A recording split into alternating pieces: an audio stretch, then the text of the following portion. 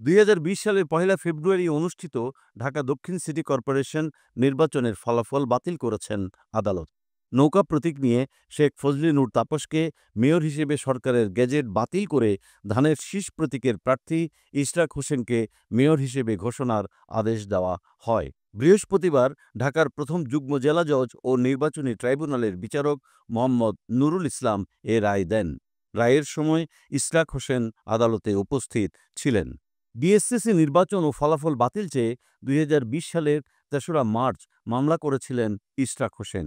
মামলায় তৎকালীন প্রধান নির্বাচন commissioner KM Nurul Huda, returning কর্মকর্তা মোহাম্মদ আব্দুল বাতেন ও দক্ষিণ সিটি কর্পোরেশনের মেয়র ব্যারিস্টার ফজলে নূর তাপসসহ ৮ জনকে বিবাদী করা হয়। ইশরাকের আইনজীবী তাহিরুল ইসলাম তৌহিদ বলেন, অনিয়ম, দুর্নীতি ও অগ্রহণযোগ্যতার অভিযোগে আমরা নির্বাচন বাতিল চেয়ে মামলা করেছিলাম।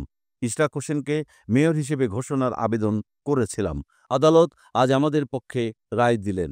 ইশরাক হোসেনকে মেয়র হিসেবে ঘোষণা দিয়েছেন। নির্বাচনী আইন অনুযায়ী ফলাফলের গেজেট প্রকাশের ৩০ দিনের মধ্যে নির্বাচনী ট্রাইব্যুনালে সংক্ষুব্ধ প্রার্থী বা তার মনোনীত ব্যক্তিকে আবেদন করতে হয়। মামলার পর পরবর্তী ১৮০ দিনের মধ্যে তা নিষ্পত্তি করবেন ট্রাইব্যুনাল। সংক্ষুব্ধ ব্যক্তি রায়ে খুশি না হলে ৩০ দিনের মধ্যে তিনি নির্বাচনী আপিল ট্রাইব্যুনালে যেতে পারবেন। নির্বাচনী আপিল ট্রাইব্যুনাল ১২০ দিনের মধ্যে আপিলটি নিষ্পত্তি করবেন।